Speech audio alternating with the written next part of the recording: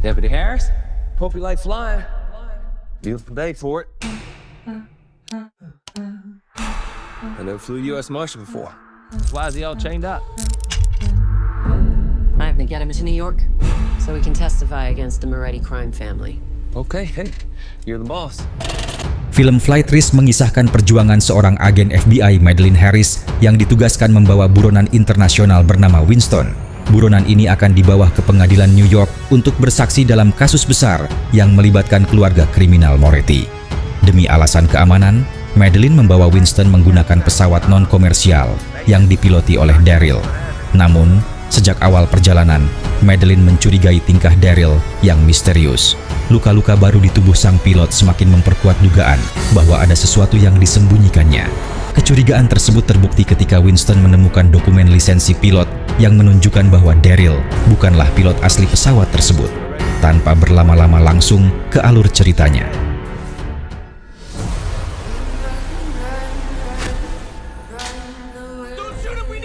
Mayday, mayday.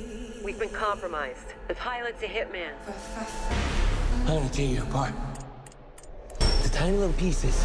They're gonna need the entire forensics team to identify you. Pull up! Y'all need a pilot?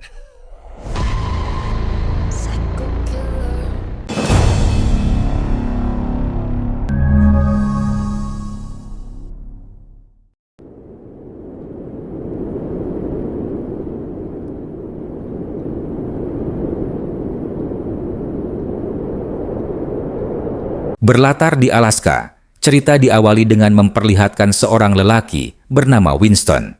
Kala itu, ia sedang berada di motel, duduk di depan microwave sembari menunggu mie instannya matang.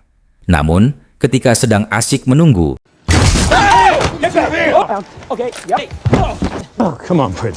rupanya Winston ini adalah seorang buron yang sejak lama dikejar oleh seorang marsal wanita bernama Madeleine.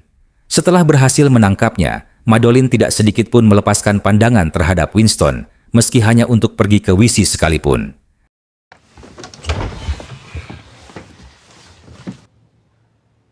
Hey Bob, I have a job for you. Dengan penjagaan yang ketat, Winston dimasukkan ke dalam sebuah pesawat rental untuk membawanya kembali ke Amerika. Hal itu tentu membuat Winston merasa aneh dan meminta penjelasan kepada Madeleine terkait kenapa mereka tidak pergi dengan penerbangan yang konvensional saja. Doubt you can even land a jet out here.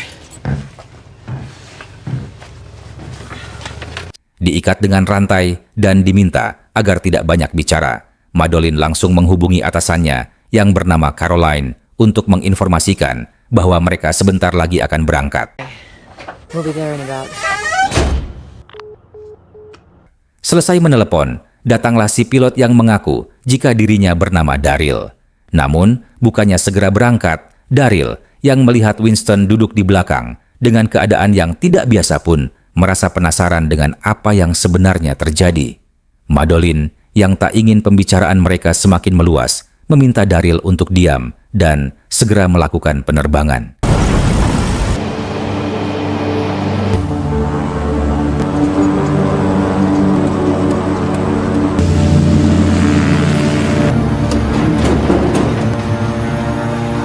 Beberapa kali mendapatkan guncangan, membuat Madeleine merasa aneh, sekaligus takut jika pesawat ini mengalami gangguan yang bisa membahayakan mereka. Namun, Daryl dengan santainya menjawab bahwa ini merupakan hal yang biasa dan memintanya untuk tetap tenang karena mereka akan sampai ke tempat tujuan dengan selamat. Left that lunch up here? It's always turbulent up here. Hello? Hello? Can you guys even hear me? Melihat dua orang di depannya mengobrol, tentu membuat Winston sangat dongkol. Namun, karena tidak bisa melakukan apa-apa, ia pada akhirnya menghabiskan waktu dengan melakukan hal-hal kecil. Oh, come on. Come on. Gerak-gerik aneh yang terus saja Daryl tunjukkan membuat Madeleine merasa ada yang tidak beres dengan penerbangan ini. Namun, lamunannya itu seketika buyar ketika ada seekor burung yang tiba-tiba menabrak pesawat mereka. You like it? It has its moments.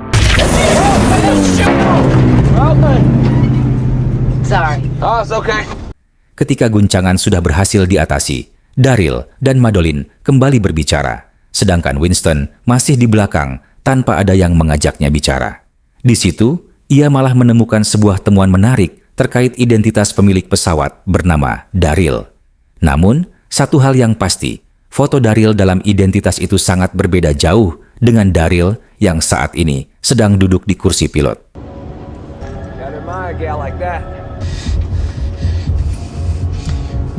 Sadar jika sosok yang ada di depannya merupakan orang jahat, Winston pun langsung bertindak dengan mencoba untuk memberitahu Madolyn tentang temuannya itu. Namun, karena Madolyn sudah terlanjur benci kepada Winston, ia pun tidak menanggapi serius apa yang coba Winston sampaikan. Bahkan, Madolyn memilih untuk memalingkan muka dan kembali melanjutkan ngobrolnya bersama Daryl palsu. Suck it up. Feeling. Just take some deep breaths, Winston. You'll be fine. Entah apa yang Madolyn pikirkan, ia mencoba untuk menguji Daryl dengan menanyakan beberapa hal sederhana terkait penerbangan di area tersebut. Daryl yang menjawab secara asal-asalan dan tidak ada yang benar pun tentu membuat Winston merasa sedikit curiga. Oh, no, don't say we need him!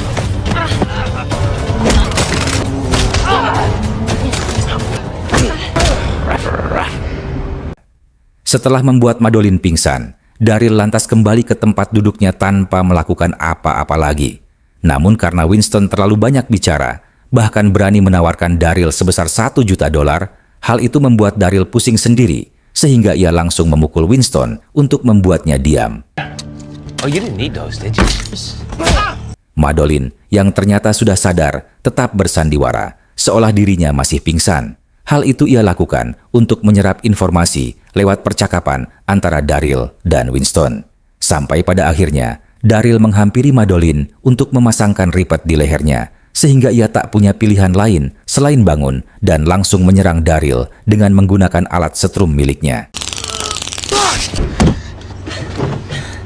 Ketika Madolyn merasa bahwa Daryl berhasil dikalahkan, ia pun segera menghampiri Winston untuk melihat kondisinya. Namun baru saja Madolyn dan Winston berbincang, tiba-tiba Did you see where the knife went?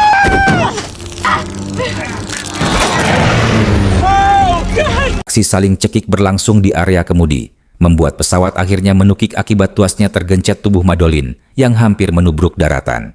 Daryl, yang sejak tadi menahan sengatan dari alat setrum milik Madolyn, tampaknya sudah tidak bisa bertahan, sehingga ia kembali tak sadarkan diri untuk yang kedua kalinya.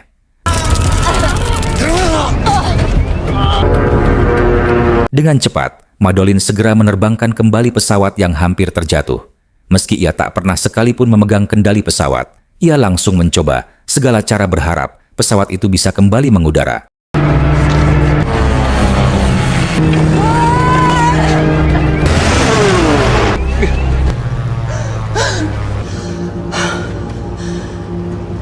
Setelah mode autopilot mati, kini Winston dan Madolyn akhirnya bekerja sama untuk bisa bertahan dalam situasi ini.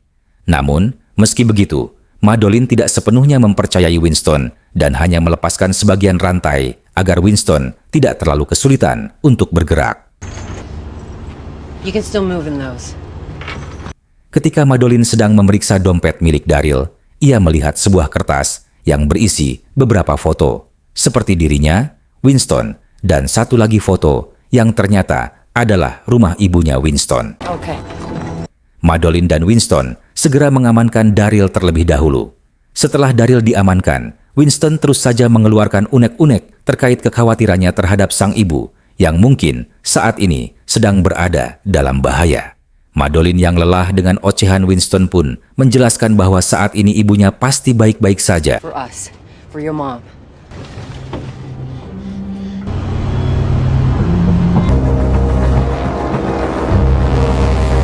Dengan menggunakan radio, Madolyn mencoba untuk menghubungi seseorang yang akhirnya langsung tersambung dan sempat terjadi interaksi di antara mereka. Namun, karena jarak yang terlalu jauh, sinyal menjadi sangat jelek yang pada akhirnya sambungan itu pun terputus, membuat Madolyn kembali kehilangan arah. Come on. Hello?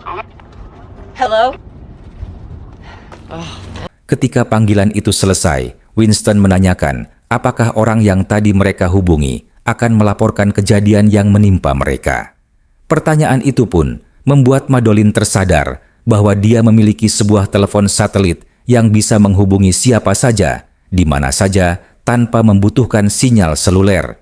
Ia langsung menghubungi atasannya untuk meminta bantuan menyiapkan seorang pilot pemandu agar Madolyn bisa kembali ke jalurnya. So? Finding us a pilot. Setelah panggilan berakhir, karena atasan akan mencari pilot terlebih dahulu, Daryl tiba-tiba saja terbangun sambil tersenyum. Ia sangat tahu betul bahwa saat ini dua orang di depannya sangat membutuhkan pilot pesawat. Namun, karena sikap Daryl yang menyebalkan, hal itu membuat Madolyn sangat geram dan bermaksud menembaknya agar tidak perlu lagi mendengar ocehan yang membuat mereka berdua sakit kepala. Daryl menjelaskan bahwa peluru yang akan Madolyn tembakan hanya akan melubangi pesawat dan sampai ke tangki bahan bakar. Sehingga, jika Madolyn tetap nekat menembak, maka ia harus menerima konsekuensi dari segala kemungkinan yang bisa saja terjadi.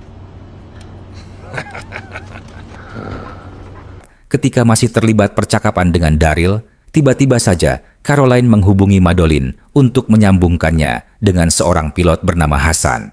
Orang itu langsung membimbingnya mengendalikan pesawat, sampai Madolyn akhirnya bisa kembali ke jalur yang benar. Okay.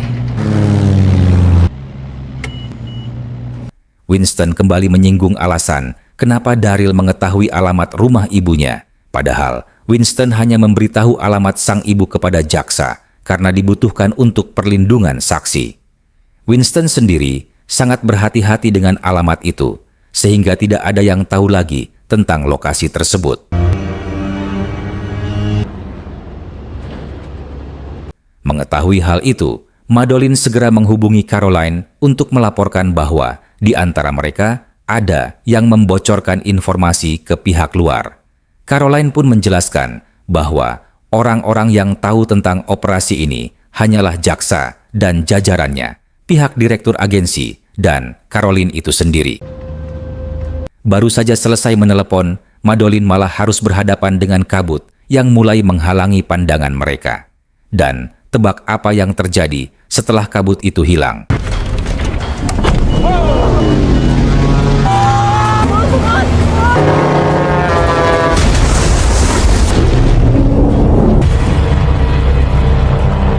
Dari kejadian barusan, Daryl berhasil mendapatkan sebilah pisau tanpa Winston dan Madolyn sadari. Ketika Daryl melihat Madolyn sedang menggunakan kacamata, ia secara tiba-tiba mengucapkan kalimat yang sangat menyinggung terkait aksinya beberapa tahun lalu. Hal itu seketika membuat Madolyn sangat murka.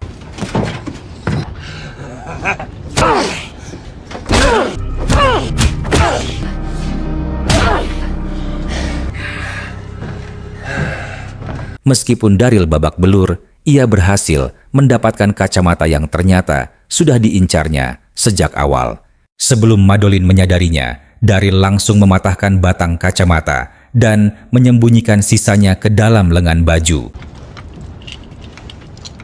Winston yang penasaran dengan apa yang sebenarnya terjadi pun menanyakan secara langsung kepada Madolyn terkait apa itu, di mana Madolyn bercerita jika 2 tahun yang lalu dia sempat menangkap seorang saksi wanita di sebuah hotel. Wanita itu tampak bersikap kooperatif dan tidak menunjukkan sedikit pun perlawanan. Namun, semua berubah ketika si wanita meminta izin ke WC dan meminta privasi, di mana Madolyn membiarkan wanita itu sendirian di dalam sana. Sicario smashed a Molotov cocktail through the window. Dengan niat awal ingin memberikan privasi kepada wanita itu. Dia secara tidak sengaja malah membuatnya celaka ketika ada seseorang yang melemparkan sebuah bom Molotov kepadanya. Dan bukannya Madolyn menyelamatkan wanita itu, dia malah berlari akibat merasa kaget, membuat wanita itu harus meninggal dunia dan kondisi harus terbakar. It was against protocol, but I let her.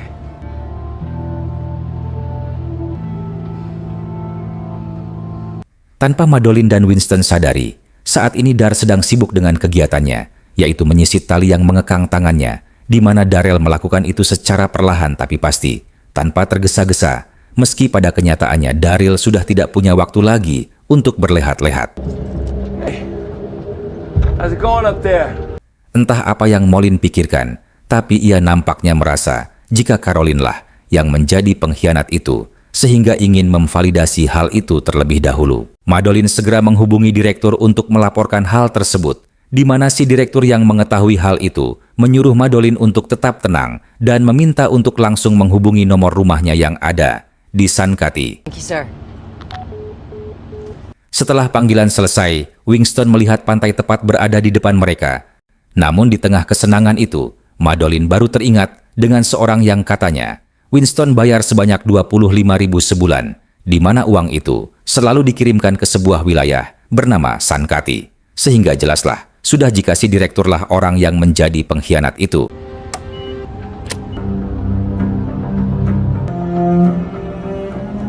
Selanjutnya, Madolyn langsung menghubungi Caroline untuk meminta maaf karena sudah menuduhnya sebagai mata-mata, di mana ia memintanya untuk berhati-hati karena sebentar lagi pasukan direktur akan segera menyerangnya. Out of the office right now. He's coming for you.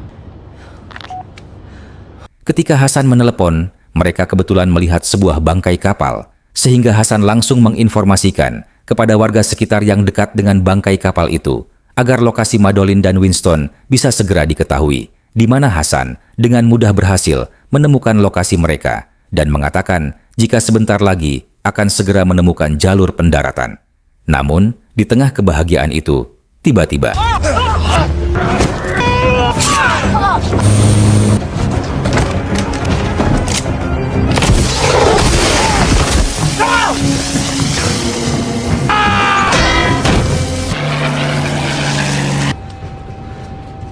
beberapa saat kemudian Madolyn mendapatkan panggilan dari si direktur terkait dia yang berhasil menghabisi Caroline, di mana hal itu membuat Madolyn merasa sangat terpukul dan berjanji akan menuntut balas karena dia tahu jika si direkturlah penjahat yang sesungguhnya. Setelah melakukan panggilan dengan si direktur, kini gantian Hasan yang menghubunginya, di mana Hasan langsung mempersiapkan cara pendaratan untuk Madolyn. Bersamaan dengan itu, pesawat militer juga dikerahkan di kedua sisi pesawat Madolyn untuk berjaga-jaga, takut ada sesuatu yang menimpanya. Altitude's at I. Semakin lama, di atas awan, Winston yang sudah kian kehabisan banyak darah pun mulai kehilangan kesadaran, membuat Madolyn menjadi panik dan segera meminta Hasan agar segera mempersiapkan pendaratannya secepat mungkin. Winston. Daryl sendiri mencoba sekuat tenaga untuk melepaskan belenggunya yang kini semakin ketat, di mana ia rela menyakiti dirinya sendiri demi melepaskan belenggu itu. We're almost there. Deputy, okay, even out. Deputy, you copy? You're drifting off as you need. Pendaratan yang begitu mulus menyebabkan Dar terlempar dari pesawat dan langsung dihantam oleh mobil pemadam dan pihak kepolisian yang mengikuti pesawat dari belakang.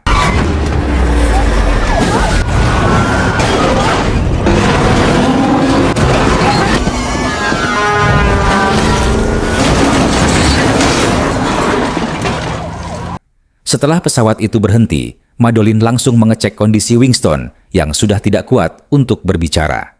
Dan setelah pihak keamanan tiba, Madolyn mengatakan jika penumpang berjumlah 3 orang, di mana si petugas mengatakan jika orang ketiga mengalami kecelakaan dalam proses pendaratan. Setelah Winston dimasukkan ke dalam mobil ambulans, Madolyn tak sengaja melihat seorang petugas mencurigakan berjalan di belakang Hasan yang baru sampai untuk menyambut kedatangannya, di mana Madolyn memutuskan untuk tak menemui Hasan terlebih dahulu dan menyuruh Winston ke dalam mobil ambulans. Panggilan si petugas misterius itu rupanya masih menyala, yang ternyata sedang terhubung dengan si direktur, di mana Madolyn langsung mengambil telepon itu dan mengatakan jika si direktur tidak akan selamat setelah kejadian ini.